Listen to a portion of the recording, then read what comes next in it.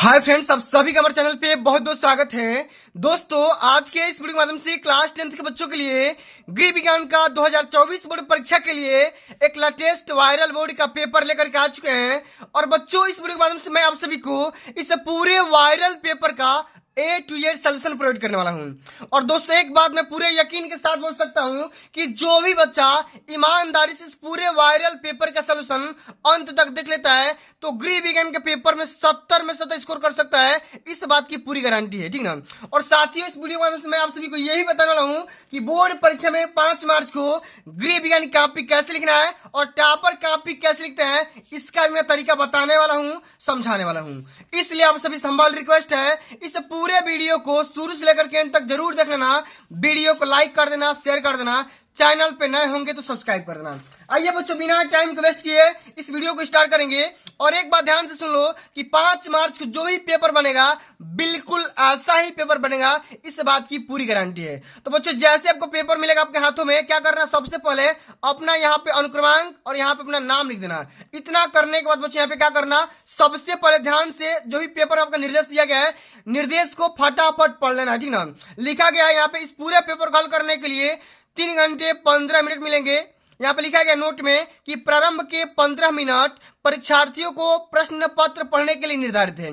यानी कि शुरू में पेपर को पढ़ना है, 15 मिनट में सभी प्रश्न को हल करना अनिवार्य है। यानी कि एक भी क्वेश्चन को छोड़ना नहीं है और आवश्यकता अनुसार अपने उत्तरों की पुष्टि नामांकित चित्रों के अनुसार भी कर देना है। और बच्चों, जो आपका खंड और आने वाला है वो यहाँ पे 20 MCQ रहने वाला है, जैसा कि यहाँ पे देख सकते हैं, ठीक ना। और जो भी आपका खंड भर रहेगा वो 50 नंबर का रहने वाला है। तो बच्चों, हम इस वीडियो के माध्यम से मैं आप सभी को पूरा मैं सेक्शन बताऊंगा, चाहे वो खंड अ हो चाहे वो खंड ब हो, ठीक ना। एक एक प्रश्नों का सॉल्यूशन देखते हैं। आइए, सबसे पहला क्वेश्चन क्या पूछा गया है कि लोकप्रिय पारिवारिक बजट का सिद्धांत किसने प्रस्तुत किया था? मार्क्स ने, एंजिल ने, टॉलस्टॉय ने या माइकल एंजिल ने? तो बच्चों, इस क्वेश्चन का राइट आंसर क्या हो जाएगा? एंजिल ने। क्या हो जाएगा बच्चों? एंजिल के द्वारा इस कथन को प्रस्तावित किया गया था। किसको? लोकप्रिय पारिवारिक बजट को, ठीक ना। लोकप्रिय पारिवारिक बजट का सिद्धांत किसने दिया था? एंजिल के द्वारा दिया गया था। आगे देख लेते हैं, अगला हमारा क्वेश्चन क्या पूछा गया है कि बचत सुरक्षित रखने का प्रमुख साधन क्या होता है? बॉक्स में रखना, बैंक में जमा करना, पड़ोसियों के घर में रखना या इनमें से कोई नहीं? तो बच्चों देखो, यहाँ पे बचत सुरक्षित रखने का जो फेमस साधन होता है वो क्या हो जाएगा? बैंक में जमा करना। यानी कि ऑप्शन नंबर यहाँ पे ख बिल्कुल राइट आंसर हो जाएगा। अब चलिए बच्चों, अगला हमारा क्वेश्चन क्या पूछा गया है, एक एक क्वेश्चन को सोल्यूशन आराम से देखते हैं, ठीक ना। पूरा मैं बताऊंगा भैया, एक भी क्वेश्चन मैं छोड़ूंगा नहीं। और मैंने क्या बताया कि अगर आप अंत तक वीडियो को देख लेते हो तो भैया 70 में 70 पक्का हो जाएगा, इस बात की पूरी गारंटी है। क्वेश्चन बोला जा रहा है कि राष्ट्रीय बचत पत्र किसकी योजना है? बैंक की, जीवन बीमा निगम की, डाक खाने की या उपरोक्त में से कोई की नहीं, ठीक ना। तो राष्ट्रीय बचत पत्र ये बच्चों डाक खाने की योजना है। सेकंड ऑप्शन आपका बिल्कुल राइट आंसर हो जाएगा। आगे बढ़ जाते हैं कि 2 किलोग्राम चीनी का दाम 90 रुपया है, तो 5 किलोग्राम चीनी का दाम बताइए। तो क्या हो जाएगा बच्चों, कैसे हल करेंगे? सबसे पहले आपको 2 किलोग्राम चीनी का दाम कितना दिया है? 90। तो 1 किलोग्राम चीनी का दाम निकाल लोगे तो 90/2 हो जाएगा, यानी कि 45 रुपये हो जाएगा। और 5 किलो चीनी का दाम निकालने के लिए क्या करोगे? 45 में 5 से गुणा कर दोगे, 225 रुपये निकल करके आ जाएगा। ऑप्शन नंबर आपका पहला बिल्कुल राइट आंसर हो जाएगा। इसी प्रकार से आप सभी को क्वेश्चन कॉल करना होगा, तभी जाकर के पूरे नंबर मिलेंगे।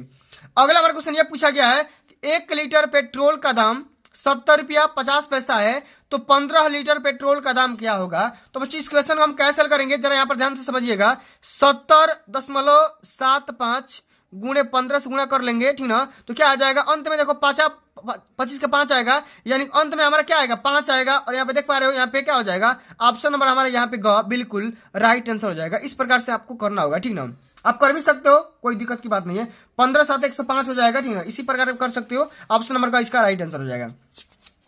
अगला हमारा क्वेश्चन ये पूछा गया है कि कौन सा रोग जल द्वारा फैलता है? खसरा, हैजा, टिटनेस या प्लेग? तो बच्चों, जल के द्वारा फैलने वाले रोग का नाम क्या है? हैजा है। ऑप्शन नंबर यहाँ पे ख को बिल्कुल याद रखना, कई बार पेपर में पूछा जा चुका है, ठीक ना।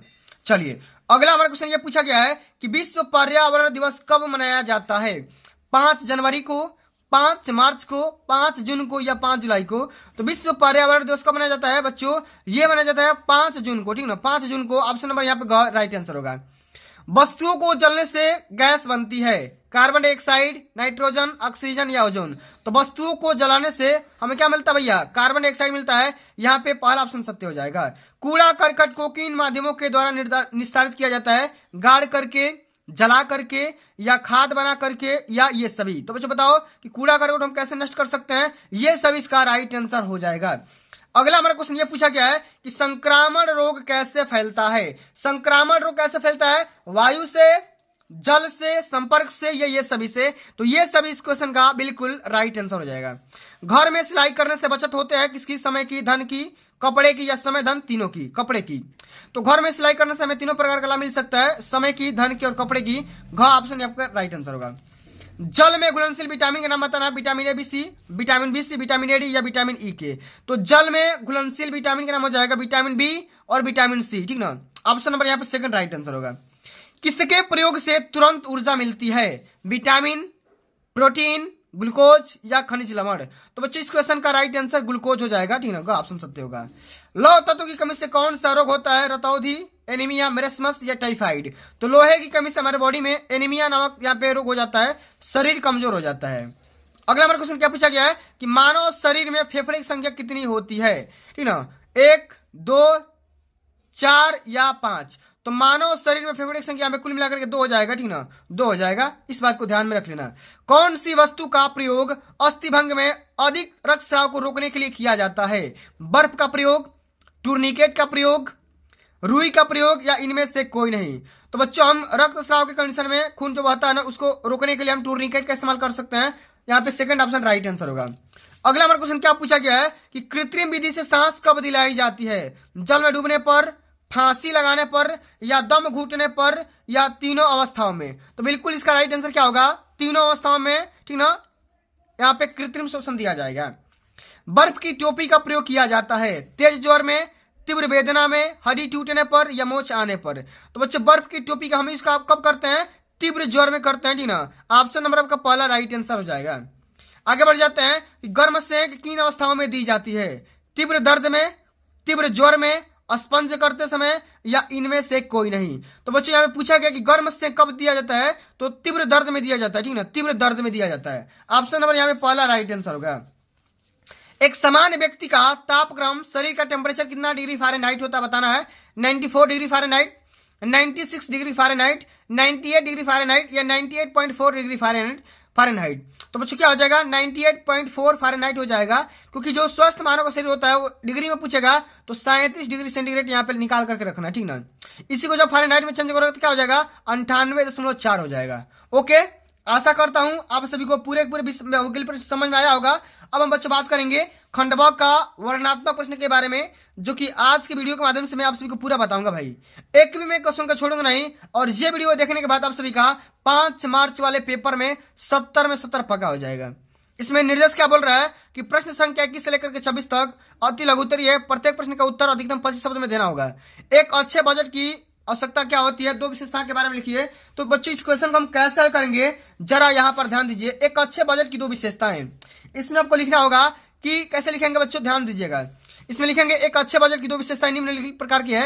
सबसे क्या लिखेंगे कि यह अनावश्यक व्यय को नियंत्रित कर देता है और प्राथमिकता के आधार पर अधिक से अधिक आवश्यकताओं की पूर्ति करता है। इस प्रकार से आपको यहाँ पे आंसर लिखना होगा, सटीक लिखना होगा, तभी जाकर के पूरे नंबर मिलते हैं, ठीक है बच्चों। मैं बताऊंगा, परेशान मत होना कि कॉपी कैसे लिखना है, उसका भी मैं तरीका बता दूंगा, पहले आप सॉल्यूशन देख लो, ठीक ना। चलो, बचत क्या होता है, बचत के बारे में लिखना है भाई। बचत क्या होता है, बचत का परिभाषा लिख दो, काम यहां से हो जाएगा। 2 नंबर का क्वेश्चन है, कैसे लिखेंगे, इसमें आपको लिखना होगा प्रश्नोत्तर संख्या 22 बचत। इसमें क्या लिखेंगे, पारिवारिक आय में से परिवार की वर्तमान आवश्यकताओं की पूर्ति के लिए व्यय करने के उपरांत जो धनराशि शेष रह जाती है वो आपका बचत कहलाता है। माने मान लो आपने 1000 रुपये कमा रहे हो, ठीक है। जैसे मान लो कि किसी भी फैमिली का इनकम 5000 हो रहा है, 5000 क्या हो रहा है, आय हो रहा है, ठीक ना, आय हो गया इतना। मान लो 2000 क्या हो गया, 2000 व्यय हो गया, खर्च हो गया। तो बचत कितना हो भाई, बचत घटा दोगे तभी ना निकलेगा। 3000 हमारा क्या गया, बचत हो गया, सेविंग हो गया। तो हमने क्या किया, आय में से व्यय को घटा दिया। इसी को आपको परिभाषा में लिखना है कि पारिवारिक आय में से परिवार की वर्तमान आवश्यकताओं की पूर्ति के लिए, ठीक ना, या पूर्ति करने के उपरांत, व्यय करने के उपरांत जो धनराशि शेष रह जाती है, शेष बच जाती है, उसको हम क्या बोलेंगे, बचत बोलेंगे, सेविंग बोलेंगे। अगला हमारा क्वेश्चन ये पूछा गया है कि खून कितने प्रकार के होते हैं। कई बार पेपर में आ चुका है, इस बार भी पेपर में पूछा जाएगा, पूरी गारंटी है। इसमें लिखेंगे खून के प्रकार। खून आमतौर पर 8 प्रकार के होते हैं, A+, A-, B+, B-, O+, O-, AB+, AB-। इस प्रकार से सबसे भी खून का टाइप यहाँ पे लिख देना होगा। और मेन तौर पर बात करेंगे तो खून 4 ही प्रकार का होता है, A, B, O और AB, ठीक ना। इसी प्रकार सबसे को लिखना होगा, तभी जाकर भैया पूरे नंबर मिलेंगे। ठीक है, चलो आगे देख लेते हैं। अगला हमारा क्वेश्चन क्या पूछा गया है कि ध्वनि की तीव्रता के मापन की इकाई क्या है। तो ध्वनि की तीव्रता की मापन की इकाई भैया डेसिबल है। कैसे लिखेंगे, यहाँ पे देखो मैंने लिख कर लाया है, ठीक है, इस प्रकार से कि ध्वनि की तीव्रता के मापन की इकाई डेसिबल होता है। इसी प्रकार सबसे को रिप्रेजेंट करना होगा, पूरे आंसर को जवाब देना होगा। अगला हमारा क्वेश्चन ये पूछा गया है कि कचरा प्रबंधन के लिए, ठीक है, यहाँ पे देखो, कचरा प्रबंधन के लिए सर्वप्रथम क्या उपाय किया जाना चाहिए। तो बच्चों इस क्वेश्चन को हम कैसे हल करेंगे, यहाँ पे ध्यान दो, 2 नंबर का क्वेश्चन है भाई, 2 लाइन लिख दो, पूरा नंबर मिल जाएगा। इसमें लिखेंगे कचरा प्रबंधन के लिए सर्वप्रथम कूड़े करकट को घर से बाहर निकालने की समुचित व्यवस्था होनी चाहिए। इस प्रकार से 2 लाइन लिख दोगे, पूरा नंबर यहाँ से मिल जाएगा। ऐसा नहीं है कि भाई पूरा छापोगे तभी जाकर के पूरे नंबर मिलेंगे, ऐसा बिल्कुल भी नहीं है, ठीक ना। अब चलो अगला हमारा क्वेश्चन ये पूछा गया है कि चिकनगुनिया के मुख्य लक्षण लिखिए। चिकनगुनिया क्या होता है, इसका लक्षण क्या होता है, कारण क्या होता है, इसके बारे में लिखना होगा। कैसे लिखेंगे, ध्यान दीजिए। यहाँ पर इसमें लिखेंगे चिकनगुनिया का लक्षण, हेडिंग लगाएंगे। इसमें लिखना होगा इस रोग में जोड़ों में दर्द रहता है तथा साथ ही ज्वर होता है। ज्वर मतलब बुखार होता है। त्वचा शुष्क हो जाती, सूख जाती है तथा प्रायः त्वचा पर लाल चकत्ते पड़ जाते हैं और बच्चों में रोग की संक्रमण से उल्टियां भी होने लगती है। इस प्रकार से चिकनगुनिया का लक्षण लिख देना है, कारण लिख देना है। यहाँ पे राइट आंसर हो जाएगा भैया, 2 नंबर यहाँ से मिल जाएंगे। आगे बच्चों हम बात करेंगे अब लघु उत्तरीय प्रश्न के बारे में, जो कि पेपर में 4 नंबर के पूछे गए हैं कि डाक खाने में बचत खाता खोलने के क्या क्या लाभ होते हैं, इसके बारे में समझाना है। 4 नंबर का क्वेश्चन है, 50 शब्द में लिखना होगा। कैसे हल करेंगे, यहाँ पे ध्यान दो, ये देखो मैंने कितना सटीक से लिखा हुआ है कि डाक खाने में बचत खाता खोलने के लाभ। क्या लाभ होगा कि डाक खाने में कम से कम 5 रुपये से कोई भी बालिग व्यक्ति एकल अथवा संयुक्त रूप से अथवा नाबालिग नाम से डाकघर बचत खाता खोल सकता है। इसमें जमा धनराशि पर 4% ब्याज मिलता है। खाता खोलने पर ब्याज प्रतिवर्ष 10,000 रुपये तक 10,000 रुपये तक कर मुक्त है, ठीक ना। आयकर अधिनियम की धारा 8 से के प्रावधानों के तहत ब्याज की राशि पर आयकर राहत उपलब्ध होती है। इसी प्रकार सबसे यहाँ पे इसका लाभ लिख देना है, बेनिफिट लिख देना है। पूरे नंबर यहाँ से भैया मिल जाएंगे। 4 नंबर का क्वेश्चन है, 4 नंबर यहाँ से पक्का मिलेंगे, एक भी नंबर ना कटेगा। आगे देख लेते हैं कि मानव जीवन के लिए जल के कार्यों के एवं उपयोगिता के बारे में वर्णन करना है कि हमारी जिंदगी में भाई जल का काम क्या होता है और इसकी इंपोर्टेंस क्या है, इसके बारे में समझते हैं। कैसे लिखेंगे, यहाँ पर ध्यान दो। इसमें लिखना होगा, लिखेंगे इस प्रकार से, जल की आवश्यकता। जल शरीर की जल संबंधी आवश्यकता की पूर्ति करता है। यह प्यास को शांत करता है, रक्त को तरलता प्रदान करता है, पाचन क्रिया तथा उत्सर्जन क्रियाओं को संभव बनाता है तथा शारीरिक स्वच्छता को मुख्य साधन होता है। इस प्रकार से जल का काम लिख दो तो भैया पूरे नंबर यहाँ से मिल जाएंगे, एक भी नंबर ना कटेगा। ओके, चलो अब आगे देख लेते हैं। अगला हमारा क्वेश्चन बच्चों पूछा गया है, ये वाला क्वेश्चन ध्यान दीजिएगा, एक एक प्रश्न का समझेंगे, ठीक ना। हमारे लिए जल क्यों आवश्यक है, ठीक ना। जल जीवन ही भाई, बता दो भाई, जल ही जीवन है। जल से हमें खाना बनाते हैं, नहाते हैं, कपड़ा धोते हैं, सिंचाई भी करते हैं, बहुत सारा काम होता है जल से, उसके बारे में लिख दो भाई, ठीक ना। मक्खियां किस प्रकार रोगों के वाहक का कार्य करती है और मक्खियों द्वारा कौन कौन से रोग फैलते हैं, इसके बारे में आप सभी को लिखना होगा, समझना होगा, ठीक ना। तो कैसे लिखेंगे, या तो ये करो नहीं तो ये करो कि पर्यावरण संरक्षण के लिए जनता को कैसे जागरूक किया जा सकता है, इसके बारे में, इन दोनों में से किसी एक के बारे में लिख दो भैया, पूरे नंबर यहाँ से मिल जाएंगे। कैसे लिखेंगे, यहाँ पे ध्यान दो। इसमें आपको लिखना होगा प्रश्नोत्तर संख्या 29 में कि मक्खियों के पैर रोग मुक्त होते हैं। जब ये कूड़े करकट मल मूत्र थूक अथवा अन्य गंदगी पर बैठती है तो गंदगी के साथ रोगाणु भी इनके पैरों में चिपक जाते हैं। और जब ये मक्खियां पेय तथा खाद्य पदार्थों पर बैठती है तो गंदगी के साथ चिपके रोगाणु, ठीक ना, रोगाणु इन भोज्य पदार्थों पर चिपक जाते हैं। इस प्रकार मक्खियों द्वारा भोज्य पदार्थ रोगाणु युक्त हो जाते हैं तथा स्वस्थ व्यक्ति जब भी इस प्रकार के भोज्य पदार्थों का सेवन करते हैं तो रोगाणु उनके शरीर में प्रवेश कर जाते हैं और इस प्रकार से उनका क्या हो जाता है भाई, दिक्कत हो जाता है, परेशानी हो जाता है। और कौन कौन से रोग हो सकते हैं, हैजा, टाइफाइड, पेचिस, अल्सर, तमाम प्रकार के मक्खियों के द्वारा फैलने वाले रोग का नाम यहाँ पे लिखा गया है। इसी प्रकार सबसे को यहाँ पे लिखना होगा, ठीक ना। अब चलिए अगला हमारा क्वेश्चन क्या पूछा गया है कि रोग प्रतिरक्षा से आप क्या समझते हैं, इसके बारे में लिखो। नहीं तो ये इसके बारे में लिखो कि चेचक रोग के लक्षण, कारण और बचने के उपाय लिखिए, ठीक ना। इस प्रकार सबसे को तैयार करना होगा, लिखना होगा। तो कैसे करेंगे, ध्यान दीजिए यहाँ पर। आइए भाई समझते हैं।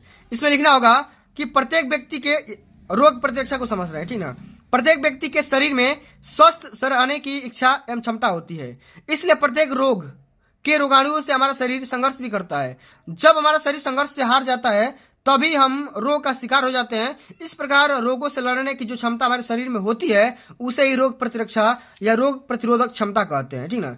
इसी प्रकार सब सभी को बना करके बढ़िया से सुटेबल तरीके से लिखना होगा, तभी जाकर के भैया पूरे नंबर मिलेंगे, वरना नंबर कट जाएंगे। अब अगला हमारा क्वेश्चन ये पूछा गया है कि चेचक रोग के लक्षण, कारण और बचने के उपाय लिखिए, ठीक ना। या तो ये करो दोनों में से किसी को हल करना था। और अगला हमारा क्वेश्चन ये था कि 18 वर्ष की उम्र की बालिका की पेटीकोट का नाम बना करके, नाम लिख करके उसका ड्राफ्टिंग करना था, और नहीं तो सब्जियों के सूप का रेसिपी तथा बनाने की विधि के बारे में लिखना है। तो बच्चों कैसे हल करेंगे, जरा यहाँ पर ध्यान दीजिएगा, एक एक प्रश्न के बारे में चर्चा करते हैं बच्चों, ठीक ना। तो हम इस वीडियो के माध्यम से चर्चा करेंगे सब्जियों के सूप का रेसिपी तथा बनाने का कौन कौन सी विधि होता है, इसके बारे में समझ रहे हैं, ठीक ना। आइए समझते भाई, सब्जियों के सूप का रेसिपी बनाने का विधि क्या होता है भाई। सब्जियों के सूप का रेसिपी बनाने के लिए निम्न सूप सामग्री जैसे कटी हुई सब्जियां, नमक, काली मिर्च, घी, जीरा, पानी आदि ले।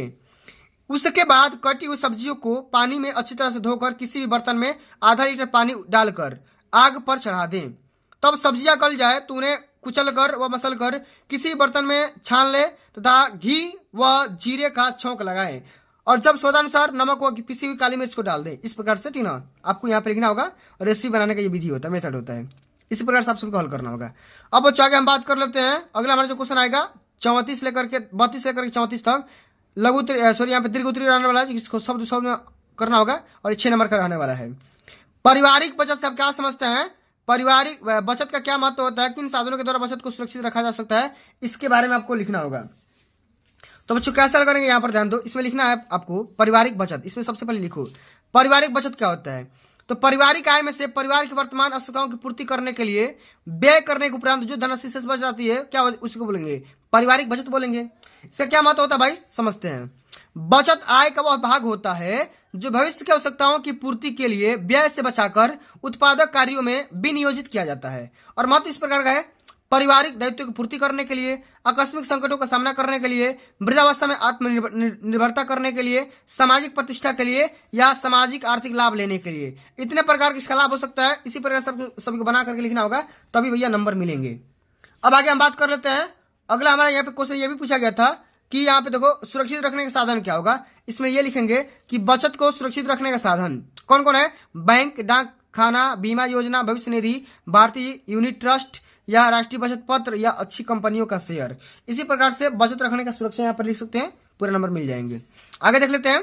अगला क्वेश्चन क्या है कि पर्यावरण प्रदूषण का जनजीवन पर प्रभाव के बारे में स्पष्ट करना है, ठीक है। या तो ये करो नहीं तो ये करो कि डेंगू के लक्षण, कारण और रोकथाम करने के उपाय बताओ, ठीक ना। दोनों में से किसी को हल करना है। आइए हम हल करते हैं डेंगू के लक्षण, कारण और रोकथाम के उपाय, ठीक ना।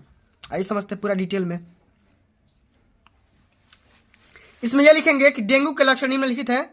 इस रोग में तेज बुखार हो जाता है, रोगी को सिर दर्द होता है, कमर दर्द होता है और जोड़ों में दर्द रहता है, ठीक ना। हल्की खांसी होती है, गले में खराश की शिकायत रहती है, रोगी को काफी थकावट तथा कमजोरी महसूस होने लगता है, और रोग के बढ़ने के साथ साथ उल्टियां होती है तथा शरीर पर दाने निकल जाते हैं।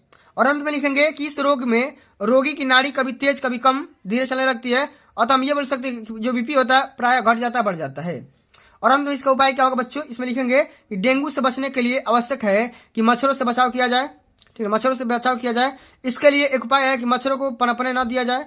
डेंगू फैलाने वाले मच्छर ठहरे हुए साफ पानी में पनपते हैं, अतः घरों के अंदर तथा आसपास कहीं भी साफ पानी एकत्र न होने दें। पानी ढककर रखना चाहिए, फूलदानों आदि में पानी बदलते रहना चाहिए मच्छरों की रोकथाम के लिए। साथ ही साथ स्वयं को मच्छरों से बचाएं, इसके लिए मच्छरदानी का प्रयोग करें, और मच्छर को दूर करने के लिए क्रीम या तेल का भी इस्तेमाल कर सकते हैं। इसी प्रकार से भैया आप सभी को लिखना होगा, हल करना होगा। आइए अब अंत में बात कर लेते हैं। अगला हमारा क्वेश्चन क्या पूछा गया है, ये वाला क्वेश्चन कि वायु के द्वारा रोग कैसे फैलते हैं और वायु द्वारा कौन कौन से रोग फैलते हैं, इसके बारे में लिखना होगा, ठीक है। या तो विषाक्त भोजन के बारे में लिखना होगा। तो बच्चों समझते हैं भैया विषाक्त भोजन क्या होता है। मैंने इस क्वेश्चन को ऑलरेडी कई बार करवा रखा है, क्लास 10 होम साइंस का प्लेलिस्ट ओपन करोगे पूरा मिल जाएगा। आइए समझते हैं भाई विषाक्त भोजन क्या होता है। क्वेश्चन आसान सा दिख रहा है। इसमें लिखेंगे विषाक्त भोजन क्या होता है कि पूर्ण रूप से स्वच्छ, पौष्टिक तथा उपयुक्त दिखाई देने वाले भोज्य पदार्थ भी कभी कभी शक्ति को या व्यक्ति को रोगी बना देता है। सामान्यतः ऐसे भोजन में कोई ना कोई पदार्थ व्यक्ति के ग्राह्य नहीं होता है। इसका मुख्य कारण होता है कि भोजन के अंदर, ठीक है, उपस्थित ऐसे पदार्थ जो शरीर के या व्यक्ति के शरीर में जाने के बाद विषैले प्रभाव उत्पन्न करते हैं, यही भोजन विषाक्त हो जाते हैं, विषैले हो जाते हैं भाई, जहरीले हो जाते हैं। तो बच्चों इसी प्रकार से सबसे मैंने यहाँ पूरा सॉल्यूशन बता दिया। अब बच्चों हम बात कर लेते हैं कि भैया आप सभी लोग पेपर में किस प्रकार से कॉपी को रिप्रेजेंट करोगे, इसका तरीका क्या रहने वाला है, ठीक है। मेरे प्यारे बच्चों बिल्कुल ऐसे ही आप सभी को क्या करना है, कॉपी का फ्रंट पेज भर लेना है, और कॉपी का फ्रंट पेज भरने के बाद क्या करना है, यहां से स्टार्ट करना है। खंड ब सबसे पहले करना अति लघु उत्तरीय प्रश्न, उसके बाद से प्रश्नोत्तर संख्या 21, 22 यहाँ से लेकर के 32 तक करते जाना है। और इसी प्रकार से आप सभी को ब्लैक पेन से हेडिंग लगाना है, ठीक ना, इसी प्रकार से। और यहाँ पे इस वाले उत्तर को लिखने के लिए ब्लू पेन का इस्तेमाल करना है। और यहाँ पे देखो हाशिया जरूर खींचना, ठीक ना, हाशिया खींचना मत भूलना। इसी प्रकार से अगर कापी लिखते हो, यहाँ पे देखो पूरा मैं कापी दिखा दे रहा हूँ, अगर आप ऐसा कापी बना करके लिखते हो भाई ना, तो पूरा नंबर मिलेंगे, एक भी नंबर ना करेगा भाई मेरे भाई, ठीक ना मेरे दोस्त, एक भी नंबर आपका नहीं करेगा भाई, पूरा नंबर मिलेंगे। यह कापी एक टॉपर के द्वारा लिखी गई है। अगर आप ऐसा कापी को बना करके लिखते हैं बढ़िया तरीके से, ठीक ना, तो भैया आप भी टॉपर बन सकते हैं और बोर्ड का नाम रोशन कर सकते हैं, ठीक ना। तो भैया इसी प्रकार से ध्यान रख करके आपको बढ़िया से हेडिंग लगाना है और बढ़िया से सुंदर से स्वच्छ से साफ से सुंदर से एकदम काफी बना करके लिखना है भैया, तभी जाकर के पूरे नंबर मिलते हैं। और नंबर तो बोर्ड में कटते ही हैं, आप सभी को पता होगा। तो प्यारे बच्चों आज के लिए बस इतना ही। अगर ये वीडियो आप सभी को अच्छी लगी होगी, हेल्पफुल लगी होगी, तो वीडियो को लाइक कर देना, शेयर कर देना, चैनल पर नए होंगे तो सब्सक्राइब कर देना। जल्द मिलते हैं अगली वीडियो में, तब तक के लिए जय हिंद, जय भारत, वंदे मातरम।